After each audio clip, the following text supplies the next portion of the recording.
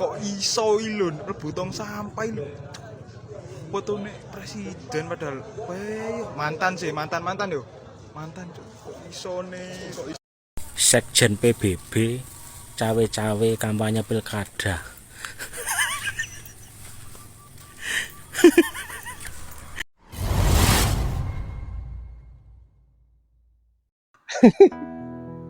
Sekjen PBB lagi gabut turun gunung jadi jurkamnya Lutfi di Jawa Tengah.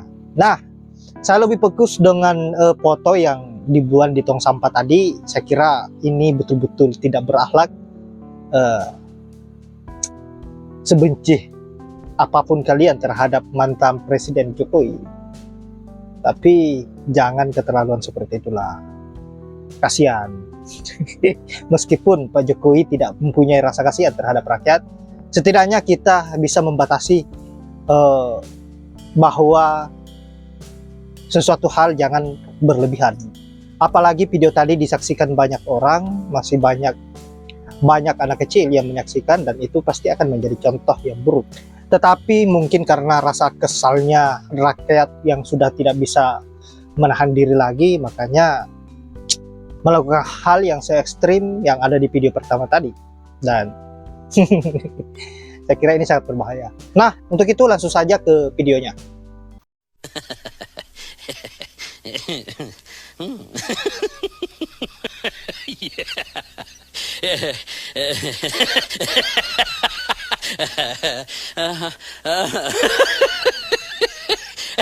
Bagaimana tanggapan warga yang ikut menghadiri Jokowi kampanye Lutfi Yassin? Pandalang Jokowi, dilawan ng tulutunan, salasalan, bahkan manulipit, sebelah untuk subako, bayar mangebu, untuk Lutfi, ya sungkan, ayo orang korup kita, dukungan nomor CJ, Andika Hendi.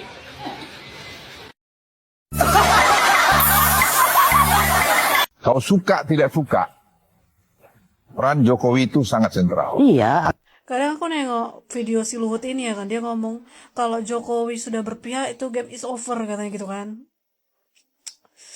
Oke lah, memang menang lah si Prabowo sama si Gibran ini.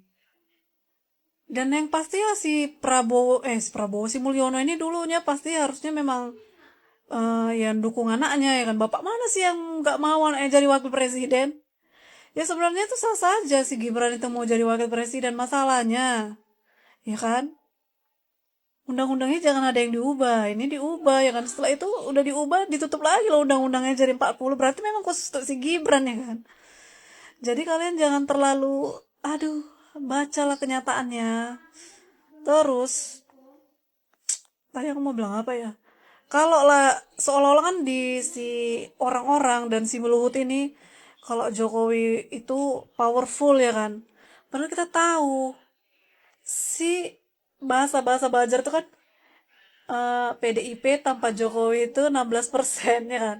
Sementara ya kalau kita pakai logika kita ya, PSI itu loh udah anaknya di situ, terus gambar-gambar Jokowi di situ, itu nggak menang loh, cuma dapat 2%, ya kan. Masuk Senayan aja enggak. Jadi kalian bisa berpikir lah, itu kenapa? Bisa nggak kalian mikir itu? Tapi katanya powerful. Kok PSI aja nggak bisa masuk? Itu adalah logika kalian dulu pakai. Hah? Gimana? Ada itu aja udah nampak ya kalau itu settingan kayaknya. Ngeri. Pak Jokowi, kenapa Anda turun? Karena elektabilitas Pak Lutfi ya tidak bisa menandingi yang namanya Bapak Andika. Lah saya, kalau saya mau turun ya turun. Keren kali bro. Kalau saya mau turun, turun. Saya jadi ingat pesan Bapak Luhut Binsar Panjaitan. Kalau Pak Jokowi itu udah turun, maka segala sesuatunya game over katanya. Ya termasuk pemilu kemarin kayaknya ya. Ya, apalagi pilkada ya. Karena presiden juga ikut campur kan, ikut turun tangan kan untuk memenangkan Lutfi, ya kan? Ada apa ini? Saya jadi bertanya-tanya loh. Ya. Jadi bertanya-tanya, ada masalah apa ya Jawa Tengah sebelumnya ya? Adakah istilahnya mafia selama ini yang dilindungi? Atau adakah seorang koruptor yang dilindungi, yang diikut campuri sama mantan Kapolda pada waktu itu? Ya, kira-kira ada apa ya? Kok ada orang kepanikan kalau Andika itu menang di Jawa Tengah ya? Atau jangan-jangan orang yang ingin berkuasa dengan kerabat-kerabatnya ini takut terkuak ya? Atau jangan-jangan dulu-dulunya ada sebelum pemilu ini ya, mantan Kapoldanya ini si Muhammad Lutfi ini ada kasus belum diselesaikan ya? Sejenis suap misalnya, ya begitu ya. Kok ada yang panik sekali ya? Ya takut dikuak gitu ya? Atau masalah proyek kah gitu? Jadi saya tanda tanya loh Pak Mulyono ya, bener. Jadi tanda tanya ya. Kok panik? Masih diarak-arak rasa presiden kan, ya kan? Walaupun udah sipil biasa, ya kan? Udah rakyat biasa kan? Ya, boleh kan kita ya tanda tanya? Boleh. Atau mantan Kapolda Muhammad Lutfi ini sebelumnya punya masalah atau punya kasus yang dipendam? Atau ada korupsi yang tidak ingin terkuak dulunya ya di Jawa Tengah mantan Kapoldanya? Saya jadi ini deh, saya jadi greget deh pengen tahu. Mudah-mudahan aja rakyat ya membuka mata dan pikirannya mencari tahu ya kenapa sih orang-orang ini ya kekeh sekali ya sampai presiden juga ikut campur dengan yang namanya Muhammad Lutfi ini ya, yang katanya mantan Kapolda Jenderal Bintang 3 ya. Nah kita harus tanda tanya, ada apa ya Jenderal Bintang 3 ini ya di Jawa Tengah sebelumnya? Adakah peranan eksekutif di sana belum terkuat? Begitu loh Pak Mulyono, saya tuh jadi apa tanda tanya besar loh, kok sampai ya presiden pun ikut campur. Ya apa kata Mulyono? Ya Pak Mulyono itu ya, kata Pak Mulyono itu harus kalau saya mau turun ya turun ya. Makanya saya jadi ingat kata-kata Bapak Luhut Bin Sarpanjaitan ya. Kenapa? Kalau yang namanya Jokowi udah berperan game over katanya. Gitu kan? Nah, jadi tanda tanya ya. Menghalalkan segala cara berarti kan kalau udah ada kata-kata yang kalau dia berperan itu Bapak Luhut waktu itu yang bicara game over katanya.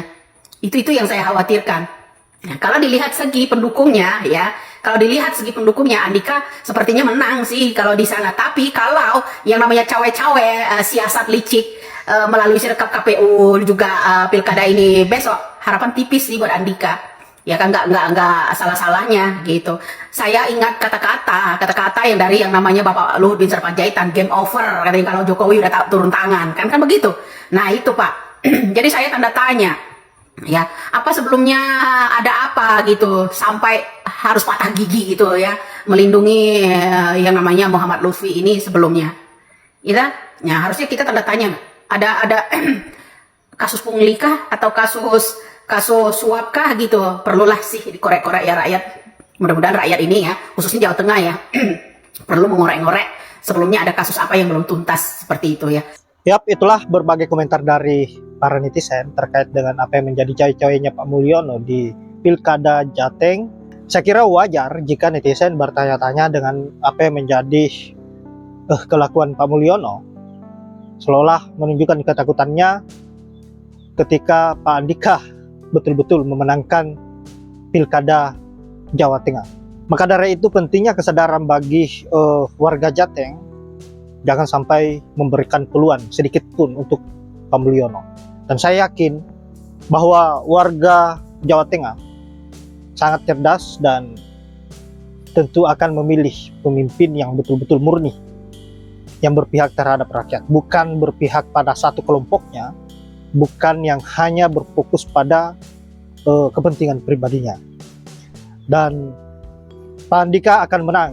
Yang dapat mengalahkan Pak Andika hanyalah sebuah kecurangan-kecurangan. Maka dari itu awasilah yang ada di bagian Jawa Tengah, bagaimana agar pilkada ini bisa berjalan dengan sesuai apa yang diharapkan, tidak ada sebuah kecurangan, dan tentunya melahirkan pemimpin yang memang sesuai apa yang diharapkan oleh rakyat. Baiklah sahabat-sahabat, sekiranya itu, dan terima kasih sudah menyempatkan diri untuk menonton. Saya akhiri dengan ucapan wallahul muwaffiq ila aqwamit thoriq. Assalamualaikum warahmatullahi wabarakatuh.